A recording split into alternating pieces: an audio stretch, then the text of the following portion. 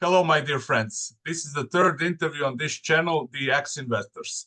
Once again, why X-Investors? The purpose of this channel is to hear people from investing community, mainly people who are active on X.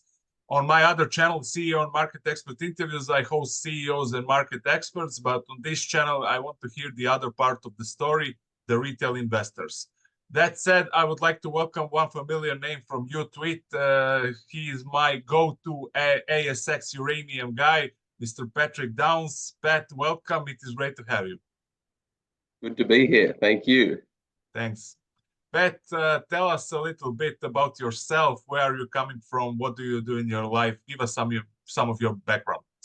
Sure. So basically, I'm pretty much graduated and worked in FX, so foreign exchange, pretty much from the day I completed uni. So that's all I know. That's all I've worked. I still work in that industry as a contractor. I've worked for companies and sort of various sort of organizations in that field. And yeah, at the moment I'm a contractor. So I do, I have in the past done some sales. I've done dealing, hedging, all that sort of stuff. So I have a bit of an idea about sort of, I'm pretty sort of focused on foreign exchange over the last sort of 15 years. Yeah. Helping clients with hedging and that sort of stuff, their FX exposures, mainly sort of importers, exporters, some high net worth, that sort of thing. So all sorts of industries too. So really interesting sort of business to be in because I've been able to speak to so many different clients in every industry in Australia. You can imagine everything from agriculture to, importing, screens to repair your phone to double glazing to synthetic grass, you name it. So pretty interesting. But yeah, I mean, I guess, with the money that I've earned, over the last sort of 20 years, I've been investing in equities as well. So I did a course when I was about 18 at the ASX, which is obviously the stock exchange here in Australia. I did a course with them when I think I was 18 or 19. And ever since then, I've sort of dabbled in equities, probably got more so into it in the last 10 years or so.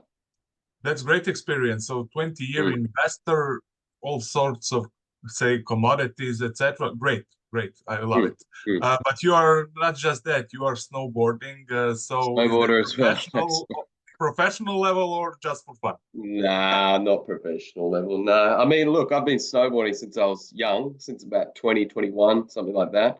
Done a lot of ski seasons in places, US, Japan, New Zealand. Australia, I've done a few seasons. I've been an instructor as well. So look, I'm okay. I'm okay at snowboarding. I like powder, so I just go to Japan, which is where a lot of people go these days. They go to Japan for the powder. Yeah. And that's what I try to do every year. But obviously the last few years with COVID, Japan was shut down, so I was unable to. But I was there in January and that was awesome.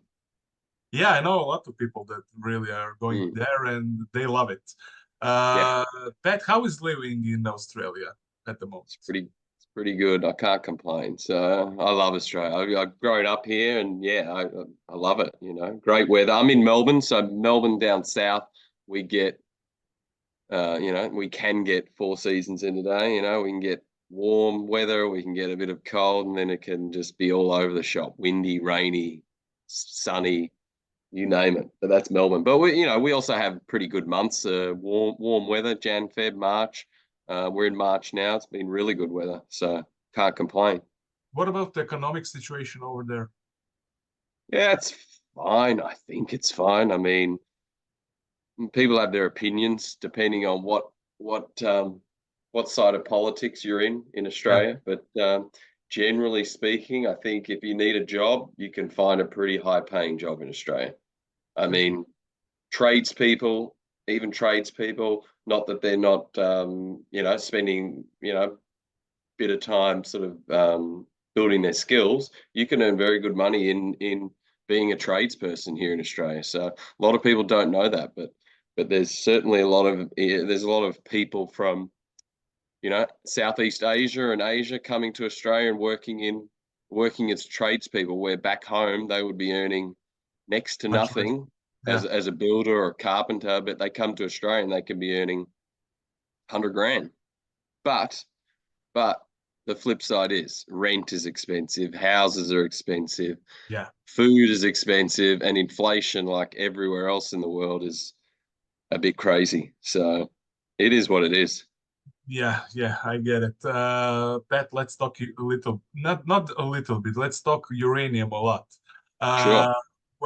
When did you enter uranium equity sector? What year was that? Which year was that? So I can't specify the first trade I put on, but I suspect it would be buying Paladin around late 2017, early 2018. Mm-hmm. It was on the back of watching some YouTube videos or podcasts, I can't recall, Okay. with either Mike Alkin and Rick Rule or Mm-hmm. both at about the same time, perhaps them both talking about the uranium thematic. It piqued my interest at the time. I was sort of, I was doing well in my, I guess my job, my regular job. So I had a bit of money. Um, and the thematic was super interesting to me. I was interested also in those kind of bombed out plays. I was reading books about mean reversion and buying not just commodity stocks, equities when they're bombed out, but just sort of anything. So your Warren Buffett type of stuff. I think I was reading a lot of those books at the time as well. And this idea just happened to sort of come up at the same time. And for me, it was like, well, this is super interesting.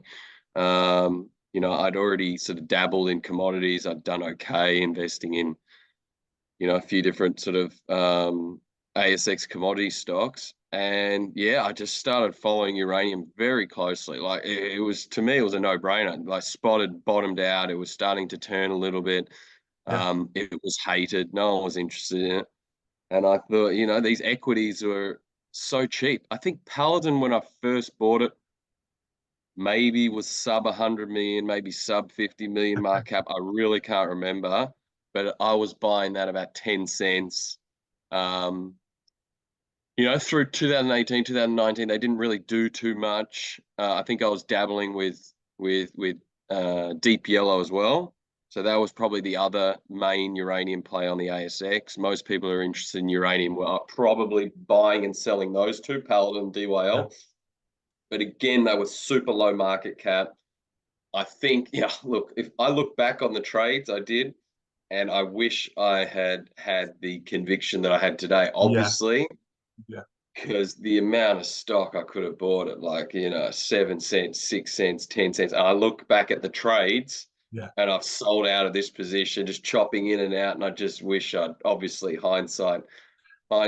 is a beautiful There thing. were a But lot of margins back then. I agree, yeah, definitely. And yes.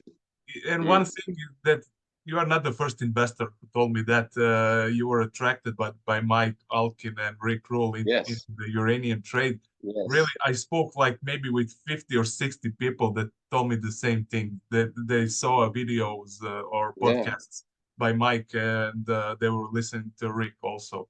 I Well, I respect think them. no one else was looking at it. There was literally no one. There was no one in this trade. Even back in 2018, I look at some of the tweets because I started using Twitter around the same time as well.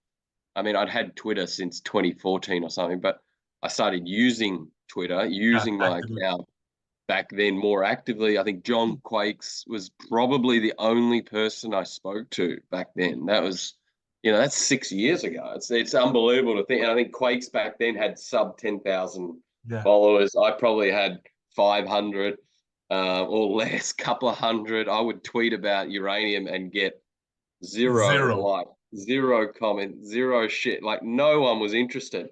Um, Obviously, knowing what I know now, I should have been just freaking loading up on everything because that is just beautiful. When no one's talking about something and it's so obvious, like it's so obvious. You can see the demand supply, you can see the economics of it all.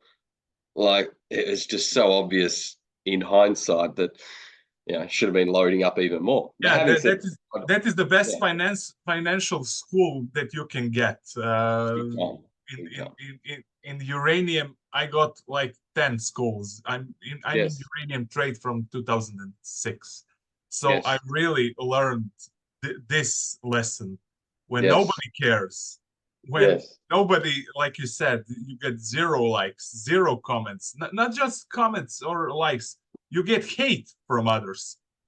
I don't think I even got hate, to be honest. I just think I there got was a lot of hate, believe me, nothing. because I'm from a country that nobody heard about uranium companies talk. So people connect that with Chernobyl and those kind of things. So, but people were approaching me, the people who I talked with, and they asked me, what's your investments thesis? Where are you investing right now? And when I said I'm pretty aggressive on uranium, and they were like, people telling me, "Are you fucking normal?" Mad. Sorry what are you for talking bad language. about? What's wrong with you, Chernobyl, 3 Mile Island, etc. So the best school I got is back then when I was hated for investing in uranium, and that was the circumstances when uranium was 19, 20, or $21 spot price. 100%. Great times. Well, look, I mean, for me, the lesson, like just one lesson from the last 6 years. I mean, there's been so many lessons. There's been lessons about volatility. There's been lessons about, lessons about backing yourself in when you find a good trade. All sorts of lessons. So, I mean, it definitely. I mean, look, whilst I haven't made as much as I hoped I would have made, given that I was so early to the trade, I've done okay. I've done well. I could have done a lot better, but obviously that sets me up really well for the next, for the next trade, whatever it is. It might not be commodities, might be something else, but it's helped me to sort of identify these sorts of thematics, bottomed out, hated thematics, and you just trust yourself. You're not going to win straight away, but eventually it'll work. 2018, I was early. 2017, early. It started to work in 2020, and it went vertical. And we are just getting started, probably. Yes. What kind of uranium investor are you? Are you a long-term holding to your position, or you are trading from time to time? I wouldn't call myself a trader. I'm a long-term investor for sure. I do trades at time, but usually it's related to stuff like placements or IPOs that I can get access to, that it's obvious that this stock might double on open because it's going to be hot, whatever. But with the uranium trade itself, for the most part, I've held my positions. They've grown over time. I have in the last year or so tended to trim on the big euphoric spikes that we get in the trade. I wish I had identified that earlier, because as you would know, this thematic is so volatile. It has these big euphoric spikes over a month or two. And to be honest, if you aren't trimming and selling a little bit into it, you're a bit silly, because you can certainly set yourself up pretty well if you do sell a little bit of stock take some into money off those the table. spikes, and then you can come back and buy them 20-30% cheaper. Obviously, you got the tax implications, but it also allows you to have cash in your bank account. So if an opportunity comes up, a new IPO in uranium, then you can go and invest in that as well, which might provide better returns. So whilst I hold the majority of my positions over the long term, like I've been holding Paladin since 10 cents now. My average is 10 cents. So my average would be higher. My initial entry was 10 cents. But for the most part, I haven't sold any of my Paladin. But I have sold some of the more volatile equities on the ASX, like AGE, EL8. Those ones I have sold into those euphoric spikes, because those euphoric spikes tend to also have a cap raise that follows. Exactly. Not a lot of investors recognize that, but that's spot on. Usually they have private placements before the equity goes up. Exactly. Yeah, and do you believe that Australian companies are undervalued compared to TSX or US listed uranium companies, especially given the fact that most of these uranium stocks are trading below 2020 levels.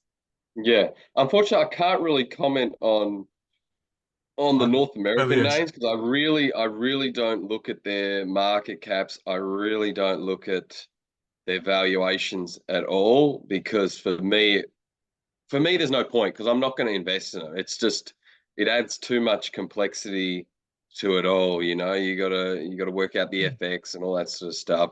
There's plenty of uranium stocks to trade on the ASX and invest in on the ASX. So to be honest, I just don't look at them. But look, I mean, looking at my spreadsheet, there's probably now 50, probably now something like 60 names involved in uranium on the ASX. And I would say 40 of them are sub 50 mil EV. So, I mean, I don't know what the North American names trade at. There's probably a whole bunch of micro caps on the Canadian exchange and sort of, but I can tell you there's plenty of names with decent ground that are sub 5 mil EV on the ASX, and they've got actual projects with historical PPM. But I mean, for me, I'm probably changing my opinion a little bit. I'm less interested to invest in those names because there's just so many of them popping up that they're just going to find it hard to get investors involved. And if investors aren't buying the stock and buying the story, then the stock's not going to do anything. It's just going to sit there, go sideways for years. You don't want that, because that's opportunity cost. Whereas if you put the same capital into EL8, AG, Bannerman, DYL, PDN, they're going to move. So to be honest, in the last week, I've been cutting a lot of the smaller, more speculative stuff, because it's just like I'm just punting. I'm punting on exploration results, and I think, why am I doing that? It's sort of a waste of time, unless they're putting out some really good results. Why do I own it? So, yeah, I'm less interested in those. Yeah. Pat, which uranium names do you have in your portfolio, if you can say? So the names I've got at the moment would be those main ones that everyone knows, sort of Bannerman, Paladin, Deep Yellow, Bannerman. Exactly. AGE, EL8, Boss, and I guess the only couple of explorers / I guess speculative developers on that end would be the Basin. I have a decent exposure in Basin. That would be the biggest one I'm punting on drill results. We should have those back in the next few weeks. Basin have been drilling for the last, I think, month. I think they said it was a 6-week program. So we should be getting something back from them in the next couple of weeks, which will be interesting. So I have a decent position in that. And then CXU and WA, I was pretty early into that, around 0.5%. So that's obviously been a good winner for me. But you do need WA to lift that mining ban, which potentially, which will happen. It'll definitely happen at some point. It's just when. So if the Liberals get in WA, there's an election in WA next year. If the Liberal Party win over there, there's 2 parties. So if the Liberal Party win, they will lift that ban. I think that's pretty much guaranteed. If Labor win, there's still a chance that the ban gets lifted because of what's going on with nickel mines closing in WA and a few other sort of factors happening. So those are the ones I'm punting on. AGE would be the biggest exposure I have, and that's a stock I've been in since 2-point-something cents. AGE. What do you like the most about that company? Well, I think Greg Hall is a pretty good steward of capital. He knows what he's talking about. He's been around a very long time. He's He's worked in the industry for years and years in different roles, and he is pushing the project ahead really quickly. He's just ticking those boxes. So the field, I think there's a field recovery trial this year, and then, you know, should that be successful, then they'll push through to I think a DFS and then FID the next year, and then they could be mining, they could be doing ISR in situ leaching down in South Australia, which is a really good jurisdiction, as early as like 27, I think, or 28, something like that. Maybe even, yeah, I forget which year, but Never mind. they're on track. They're on track. They're kicking goals. Yeah, he's executing. I have to agree on that. What about Elevate Uranium? Elevate, I like. I've been in that also since quite early. I think Murray's a very good steward of capital as well. Keeps the cost down, drills a lot of holes. Anything could happen with EL8 as well. I mean, that could be that could be a takeover target. It could be, you know, potentially they decide to push one of their projects forward as well. They've got a few different options. So yes, but I like those ones because investors know about them as well. So they're going to be closely correlated to spot. And so if you believe spot is going to 200, then those are the kind of stocks you want to own. That's sort of how I play it. That's my opinion, I suppose. Yeah, same thing with Bannerman. Their project works at $65-70, of course, but with 100 and or $200, it will be a cash machine. What's your general 100%. opinion on Bannerman, on Brandon Monroe? Yeah, I like Brandon. Brandon's been pretty good. I've emailed Brandon in the past. He's replied. I've messaged him on Twitter. He replies. I find him pretty easy to deal with, and he also just continues to ticking all those boxes. He gets a bit of heat for doing new scoping studies and DFSs all the time, but there is sort of some method to that madness, I think, because it's all setting up so that he can strike when ready. He can absolutely just hit that FID and, you know, get the funding. Because as I understand, that's what banks need. They want that up to date. Yeah, he's risking DFS. it, and he's adding value with all the He work. adds value. Yeah, agreed. Pat, do you own Global Enrichment and Uranium, former Okapi Resources? No, I do not own that. I own Silex. Silex, okay, tell me more. Yeah, I like Silex. So I was early into Silex as well. I just like that enrichment story. The fact that it's half owned by, well, the laser enrichment tech is half owned by Cameco. I found interesting as well. They have sort of government backing as well, so that's also interesting. And then everything that's going on with obviously enrichment, 40%, whatever the number is that comes out of Russia. I think Silex is very interesting, and you know, it's been performing really well over the last, over the last 6 months or so. So yeah, I like Silex as well. But yeah, as you can see, all the stocks I'm in are pretty much all your main tier one sort of names, ASX uranium stocks. I'm really not dabbling anymore in the really micro cap end. It's just hasn't worked for me. Yeah. What about Peninsula? Oh, Peninsula, I got them. Yes, I did that. I backed that raise at 7.5 cents. So I was super surprised when I bid into that raise. I got everything I asked for. I wasn't expecting that. I was thinking it was going to be significantly scaled back, but it was too good to be true. 7.5 cents with 1 for 2 10-cent options. So those are in the money, the options, and the stock hit 14 cents. I think 14 cents, 14 and a half even. So nearly a bag on the placement. I still own probably half of the stock that I took, and I own all the oppies too. So I like Penn. I think Penn is very cheap. I mean, there's some talk that potentially they need another raise at some point, maybe towards the end of the year, but there's still a bunch of money that they can get if everyone executes those options. So yeah, I guess watch this space. But I think, you know, with a market capped at, I think Penn is capped at $260 million. So I mean that's pretty cheap. Yeah.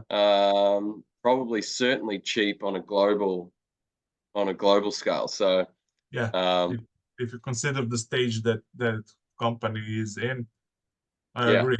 What about the Boss and Lotus Energy? Lot I don't own, but Boss I do. Yeah, Boss I like as well. That's South Australia. I have a, obviously South Australia is a great jurisdiction. So I've tended to focus almost entirely on South Australia, Namibia, and Canada. Mm-hmm. That's pretty much it. That's in Canada specifically, Athabasca Basin, obviously. Okay, that's But what I want to cover next. What mm, do you own? What companies do you own that operate in the Athabasca? Athabasca, literally just Basin. Oh, Basin and T92 as well. T92 though, pretty low on cash. Yeah, I'm not sure where that one goes from here, but yeah, potentially they need to raise some money again. But well, they all need to raise money again at some point. But yeah, those are the two I own: Basin and T92, Okay, what about and 92E. But obviously 92E TSM? Yeah, is exiting. yeah. What about TSX listed uranium companies? Do you have them in your Don't portfolio? own any. Yeah, Not don't not own. one. Not one. What about US listed? Nope. I owned UEC for a while. I bought UEC like way back for a couple bucks. I think I sold that at $6 or something. So I did well on those for sure. But I just find it difficult and I mean, look, it's not difficult. It's just like I prefer to own the ASX names. I can follow them and track them a lot easier. I can look at all the announcements. I can look at the quarterlies. I can see the cash balance, the share on issue, so much easier. So Yeah, it that's makes sense for pretty you. much that's pretty much you know how I'm doing it. Okay, but what companies would you say that they are doing a really good job in executing? Let's say some developers in the US or in Canada that caught your eye. But okay, you don't have investments in them, but you are Yeah. following the story. Can you give me some examples? To be honest, not really. No, I don't. I really don't follow them. I really don't follow them. No, I mean, look, NextGen's probably the only one because they've got a listing on the ASX, and that's about it.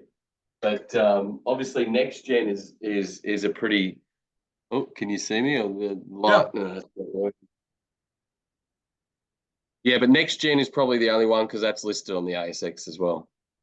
yeah, yeah. What about uranium company CEOs? Can you name me your favorite, let's say, 5 uranium company CEOs? Well, I think we've talked about a few of them. Obviously, Greg from AGE, I like him. Murray's good. Brandon. Jono. So Jono from CXU, I've Yeah, been speaking to him. I met him the other day. That Jono was is great. good. Yeah, Jono's great. I spoke with him. He's doing a lot of good work in WA to try Yes, to lift yes. that mining ban, which I think Working is hard. fantastic. Yeah, he's working hard, and that's really good to see. So if you're investing in a company like that, it's great to see that sort of alignment with shareholders. So I think Jono's fantastic. Yeah, yeah, agreed. Well, Is there any name, uranium CEO name that you dislike for some reason? I probably won't comment there. Okay, okay, fair enough. Yeah, No. there's a few. Look, there's a whole bunch of just the ASX commodities on the ASX is just full of shenanigans and dudes that Lifestyle. are there, that are there just to get paid, and they're not interested in moving any projects forward. They pretend like they're moving it forward, but they're really not. They're just looking to get paid, and they're looking to stay in that role for years and years. And if you go on my Twitter and you can look at some tweets, you can probably figure out some of those companies. Which one was But yeah. but yeah, probably won't comment on any Okay. specific Oh, ones. we can draw our own conclusions from your Yes. Twitter account. Okay. Yeah, Let's that's it. let's discuss. Let's cover your due diligence process. Do you rely just on available data like corporate presentation documents, or you sometimes pick up a phone, reach out to the CEOs, email them, or how is that process going for you?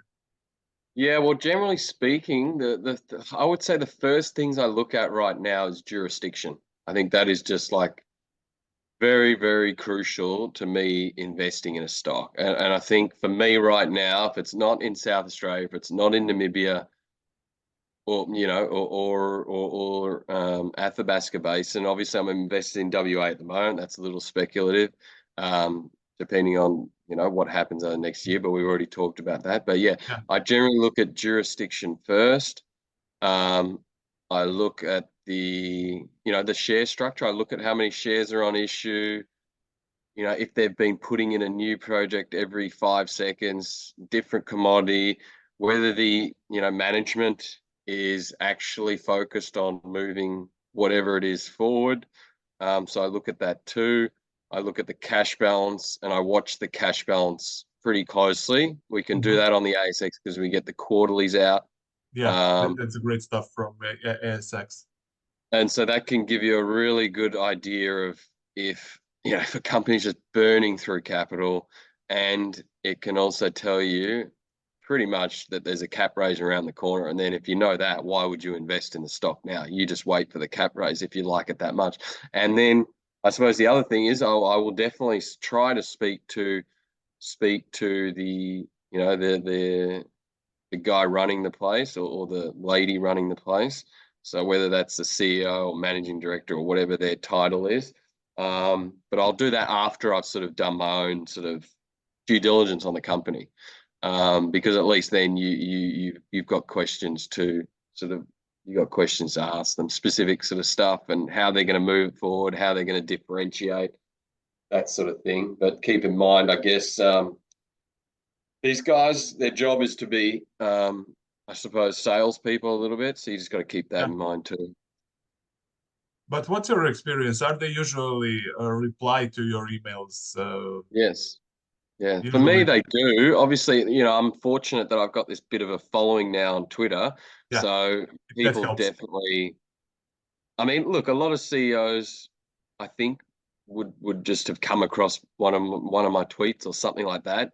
A lot of guys don't though. A lot of these guys don't use Twitter. Yeah. So, but yeah, I mean, more or less, most of them are interested to chat. If you're interested in their company, they're interested to try to sell you the company because they want you to invest in it. Yeah. Are you attending any conferences? Yeah, I've gone to, so there's a mining conference here. It's called Noosa Mining Conference in Queensland. I've gone to that the last sort of 3 or 4 years. I've gone to a couple of others up in Queensland usually because it's nice to get a little trip away as well. But yeah, I've gone to a few of them. So they can be handy because you can learn about not just uranium stocks, but other equities that you might have missed, and some guy presents and it's super interesting, whether it's copper or nickel or whatever it is, gold. Sometimes you just miss a story and you'll hear something interesting or you'll see it in a slide deck that you get. So I think it's worthwhile doing those every now and then. I wouldn't do them all the time because they're like, they're trying to get investors. So they're pretty salesy, but every now and then they're okay. Yeah, good point. Let's cover some hot topics on uranium market right now. You saw the recent pullback in uranium price, uranium equities. What's your take on that? Is that a normal, healthy correction or something else? Looking at the spot price, I have to be a little bit quiet now because our baby has gone to sleep. Sure. But looking at the spot price and, from everything I've heard from people who are buying and selling those pounds, you're gonna get volatility both ways. It's gonna hurt you on the downside. You're gonna be happy when it's ripping the other way. So I think you've just got to take it, and you can use that information to your advantage. So you know that retail, what most uranium investors probably aren't that sophisticated, Yeah, perhaps. And yeah, so if they see spot down, they're like, if they see spot down $8, they're going to panic. They're going to be panic, like, whoa, geez, what's going on? Oh my God, I'm getting out of this game trade. over. It's like, okay. And then if you do a little bit of due diligence, you hear stories that, okay, it was only 100,000 pounds or whatever. It was a trade. Someone wanted out. It was between a couple of traders. Like, who cares? It's going to pop back the other way, $7, and it has. And we're back at $90. So Yeah, um, it's an opportunity. The more you know, the more opportunity you have to take advantage of this trade, which could go for many years. yeah, yeah, definitely. Are you following Chemical and Kazatomprom recent developments? I Yeah, mean, I followed. Yeah, I followed the quarterlies. I watched those. I watched the equities to do pretty well after the cap announcements, and then the equities fall on the CCJ quarterly. So yeah, I think that's super interesting how they're both sort of buyers on the spot market at times. I find that absolutely bizarre that these guys are buying pounds on the spot market at like $90 to $100, and they're selling them at 59. 50 or 60 or Yeah, whatever. Like they're just taking a loss. I can't understand it. But anyway, I mean, I yeah, just think it's bizarre. I mean, yeah, that just shows you how tight definitely. supply is. Yeah, Pat, what is your exit strategy? When do you plan to liquidate your uranium portfolio? Do you have specific price targets for every company, or is it related to a spot price of 200? What's the exit strategy for you? I wouldn't have any particular exit strategy, to be honest. It would just be continuing to sell into these euphoric spikes that we have, I suppose. And every time I do that, I'm essentially um, taking profit on a position when I do that. I'm locking it in, so to speak. Um, Obviously, if it just continues to rip and rip, I'll just keep selling a little bit here, a little bit there. I think that's the way to do it. You don't need to be all in or all out of a Yeah, trade. And often that's what people think. It's like you're either all in or you're all out. But I just don't think that's the way to be. I think you can trim a little bit. There's no need to have a specific price in mind and go, all right, I'm selling 100%. It could be the fact that spot goes to 150 later this year and the equities all, maybe they're all up 100% again. Maybe I sell another 25, 30%. My portfolio size probably will continue to grow even if I trim.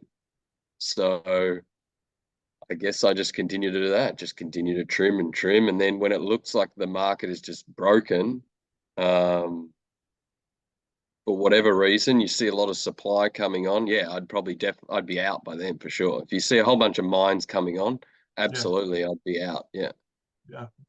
We can be certain that is not going to happen anytime soon. Not So anytime soon. No, like I mean, there's heaps of guys doing the supply models, and good information there, and you can do it yourself because there's yeah, not that many developers, yeah, yeah, and it's just it doesn't really get filled for some years. Perhaps not even until the 2030 or beyond. Perhaps you can get some sort of equilibrium between demand and supply. But again, that depends how many reactors start to come on over the next 5 to 10 years too. So maybe supply never catches up to demand. Who knows? I mean, yeah, I've been in China for the last, for probably the last year or so. And whilst I haven't seen any of the reactors being built, because I've been in Beijing for most of the time, it's a well-known fact that they're building more and more reactors, and India is building more and more reactors, and India has probably a worse pollution problem than China. Yeah. So more than Yeah. likely, they're just going to follow the same pattern. So I'm pretty bullish on nuclear. Yeah. Yeah. Pat, what other commodities do you have in your portfolio, or the commodities that you are bullish on besides uranium? Right now, probably nothing, to be honest. I got some rare earth stuff, and Okay. that's about it. Rare earths, I took a punt on some lithium stocks to just have a bounce and then get out of those in the next month or so, but that hasn't worked so far. Okay. But yeah, I'd probably say, 60 to 70% of my portfolio is uranium. The remaining 30 or 40% is a range of sort of it's in managed funds or in some biotechs. I'm in a few biotechs that I've been in for quite some time. Really? Um, yeah, most of them I'm up on those. I'm holding them because they're doing well. I pretty much got rid of everything that wasn't working over the last year or two. So I'm only still in the trades that are doing well, and the companies that are moving their product forward. So, but So yeah, for the those are most, not early stage. they're still early stage, like stage 2 biotech sort of Stage stuff. two. Okay. Okay. And one of them, 4DX, is on the ASX. They're starting to generate revenue. So, yeah, I've got a bit in that too, and a few other just bits and pieces. But yeah, for the most part, it's uranium. Yeah, I had few biotechs in my portfolio during the years, and Mm. if there is a commodity, if there is a space that you can be burned big, that's the one. And of course, you can have pretty good gain, of course. Depends. 100%. But it's 100%. very speculative. Very speculative. Yeah, true, Yeah, true. definitely. Final question, Pat. Your baby is sleeping, so Yeah. we will end this. Name me your best follows on Twitter. Your top 10 people who are Oh, the ones that you are following regularly and respect the most. geez, that's tough. That's Yeah. tough. Okay, 5. Well, I guess follow Corgi for the memes, that's for sure. Yeah. Quakes for the news flow, particularly the North American news flow. Agreed. Um, I like Energy Burrito. He's good. Yes. Um, um, there's a whole bunch. Like, to be honest, I don't always look at the names of the people I'm retweeting. Oh, Jono's got a good account on Twitter. Jono from CXU. Tolerable. He provides really good information. And then a lot of the specific nuclear energy advocate guys, so not the uranium investors. I follow a lot of those guys. Like Mark. Yeah, Ben Hurd. Yeah, Mark as well. All the guys with the moustaches, the great moustaches. There's 3 of them. I think there are 2 or 3 of them now. Yeah, so all of those guys. There's so many people. There's so many good accounts on Twitter. Yeah, agreed. A lot of good accounts and smart stuff. There are some BS, but like in every in Yeah, every space, so pretty normal. Pat, thank you very much for this interview, and good luck. Say hi to your baby and to your family. yeah, no worries. Hopefully, I haven't woken her.